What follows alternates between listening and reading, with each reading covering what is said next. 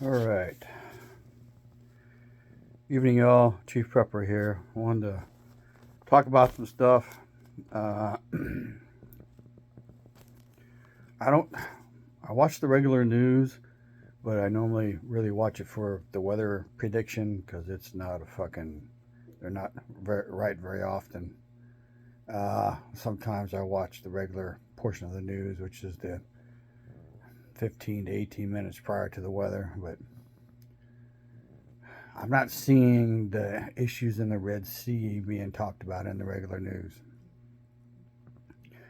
which means when the shortages hit, probably mid to late February, maybe early March, because there's a lag. There's plenty on the shelf right now, but around then, especially if the shipping issue doesn't get resolved, the shortages are going to arrive and they're not going to go away. Not for a while. So do your homework, research what comes out of that area of the world. I really don't care about China Mart or the shit that they sell. There's some stuff that I buy there. I buy my dad's shoes because he likes them, because he can get in and out of them easy.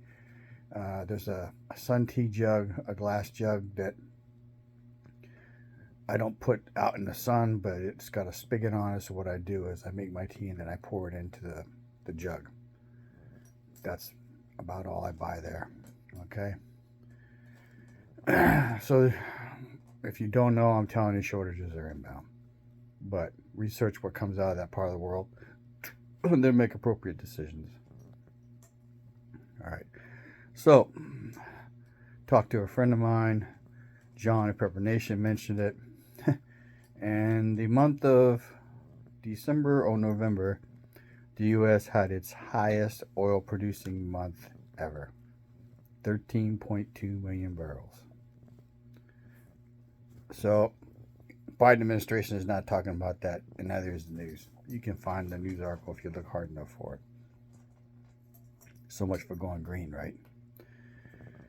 All right. So today, for the first time in close to 18 months, probably 16 months, I went to the dentist. I was supposed to go in the spring, in February or March. I think I postponed it 1 month for financial reasons, and then next month I postponed it again, probably for financial reasons, and then I got sick, and I was sick for, in and out of the hospital for 6 months, and so I knew there were going to be issues. My mouth is still hurting. I just now ate supper. I went to the dentist's office at 1:42 in the afternoon. My appointment was at 2, but I went early because I knew I had medical information that I needed to update to make sure that they knew all the shit that I was taking and the stuff I'd gone through in case there were any issues that would prevent me from being seen by the dentist and having work done. Got there, appointment was at 2, got there at 1:42, went back behind into the working area at 2:35. I did not leave there until almost 6:45 in the evening. Didn't have what I would consider a huge amount of work done, but I had what's called SRP, or deep cleaning, done. And then the doctor said that one of the cavity fillings that I got in 1984 was separating from the tooth, and he needed to put he called it a cap, but it wound up being a crown. And then I got the deep cleaning, and then they did the crown, and then when he was looking around in there doing the crown, then he discovered a cavity that he needs to fill, that they're going to do when I go back for the permanent crown in 3 weeks roughly. So my mouth hurts quite a bit. Why am I talking to you about this? If you know shortages are inbound, if you know there is a potential for China to say, hey, we're taking Taiwan, and if you do something about it, we're going to cut off the medical issues. So you need to understand, if that happens, then there's no going to the doctor and there's no going to the dentist. So keep that in mind. There's conjecture that they'll wait till after the election because we're going to be in chaos after that. I would say that maybe even a month or so before it would start being bad. So keep that in mind.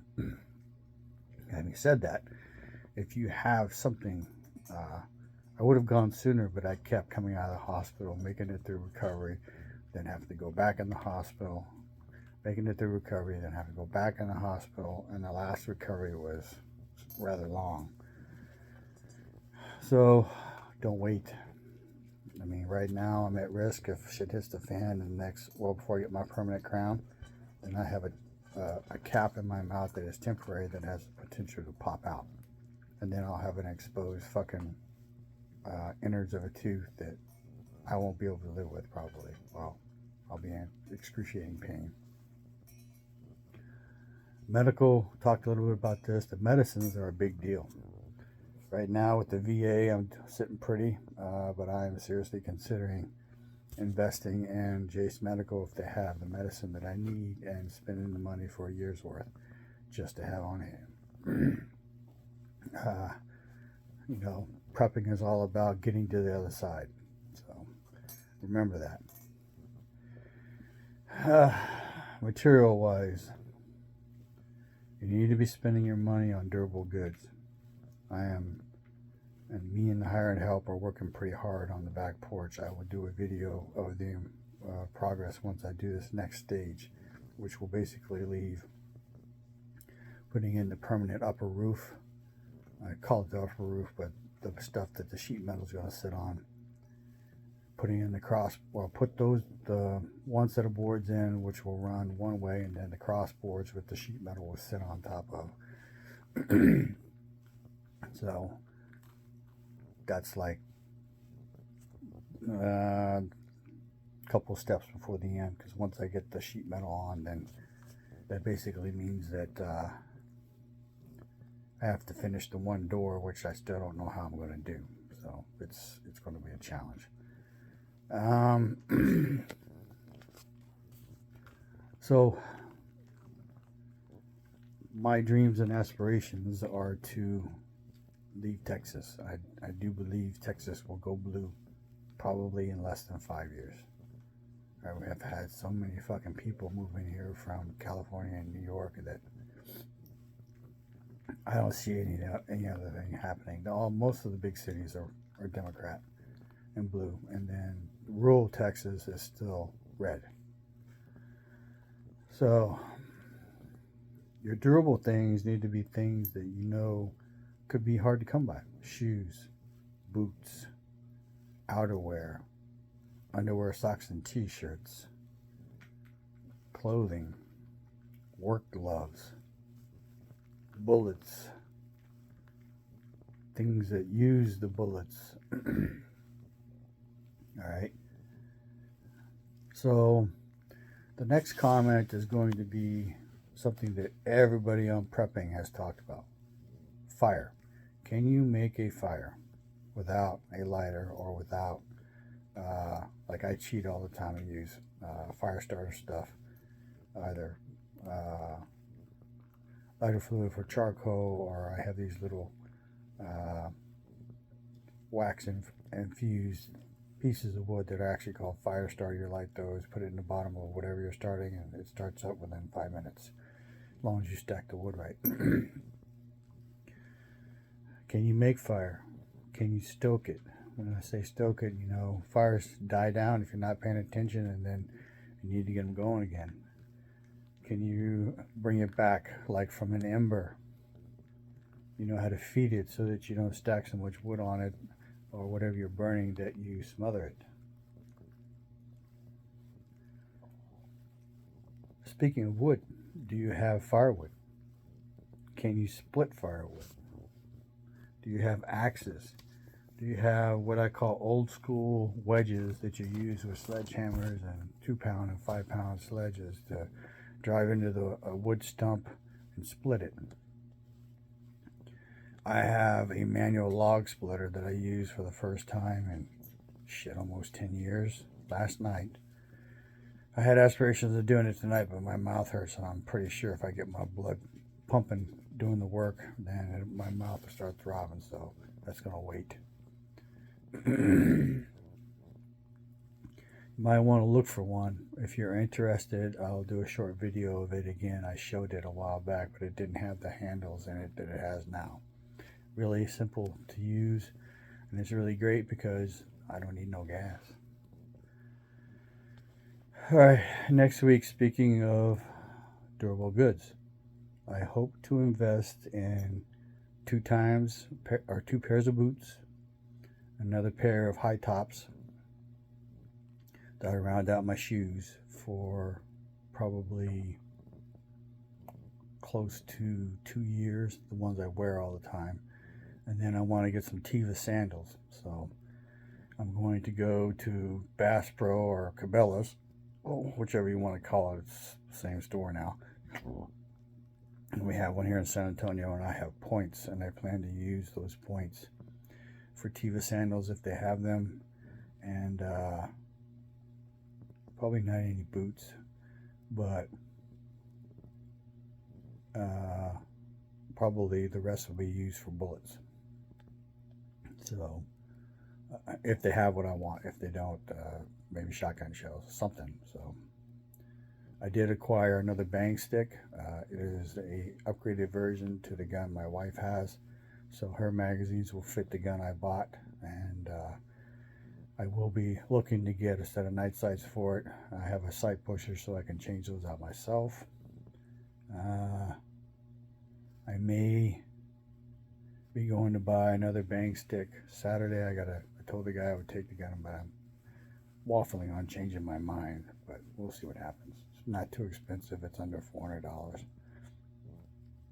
And it's a bolt action rifle. It's just really old. So I want to echo something John at Pepper Nation said a while back, and other people have talked about. Sometimes I wish I could go back to being a zombie and not being able to look at the world and go, holy fuck. If I had it to do over again, I don't know what I would choose. Because knowing carries a burden, and not knowing carries a huge consequence. So I pray that we never, as preppers, actually need to do the real live 90-day survival test. So some of you will be like, what's that? Well, check out John at Prepper Nation. He did a video on it. And 90 days means you don't need to leave your house for 90 days. You have everything you need at your house. Now, that doesn't mean leads to the maybe you can't go to a doctor anymore or a hospital. So if that had happened this past year when I was going in and out of the hospital, I'd probably be dead already. Because, well, I wouldn't be dead. I'd be blind in my right eye. And then 6 months later, then I'd be dead. So,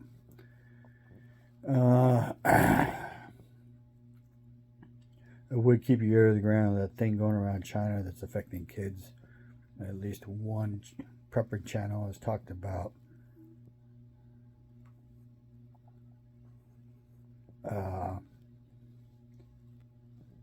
the kids are going into intensive care units and even on intensive antibiotic regimens. They're still declining. So you might want to consider what you're going to do if you choose to keep your kids home because you don't want them exposed. Sorry to end on that note, but shit is happening, as in I got shit to do tomorrow. I may just say fuck it and take a day because my mouth is really hurting right now. I don't know if riding a motorcycle would be good for it or not, but we'll see. I had high bars put on my bike. Oh, I want to talk about this real quick. Because I got sick last summer, I got rid of a lot of debt. And I was prepping to move and or to buy land. And I'm still capable of doing both, but it'll come with a price. But I had to take my wife's motorcycle in for some maintenance. And I hadn't been able to ride a bike since last April. I think I rode one time. And it's a passion of mine. And I haven't had a bike that was mine set up just for me since I sold my big bike in winter of 2022, or yeah, well, like January, February, and I used that money to pay off a van, reduce debt, and then or pay off the bike, reduce debt, and then funded a trip. So, I decided to buy a bike for me. And then my wife used to ride with me both behind me and on her own bike, and she has kind of not done that for a long time. And I bought her a bike for Christmas, brand new. Mine was used, but mine's a 2019 CVO Street Glide. Hers is a 2023 brand new 120-year anniversary edition Heritage Softail. Some people would say that's kind of wasteful. You still have to live. And at least while the government's writing checks, I have enough money to pay my bills. So if you have money to pay your bills, you have money to invest in your chosen passion, I would still encourage you to do all that, and then make sure you do prepping as well. I always say, live a little, prep a lot. I always say, information is knowledge and power, and share the love. So do your best. I would say every day, but sometimes that's hard. But try once a week for sure, but for sure once a month, to make a difference for someone, for something, some animal. Anyway, as I say, information is knowledge and power. Live a little, prep a lot, share the love. Chief Prepper, out.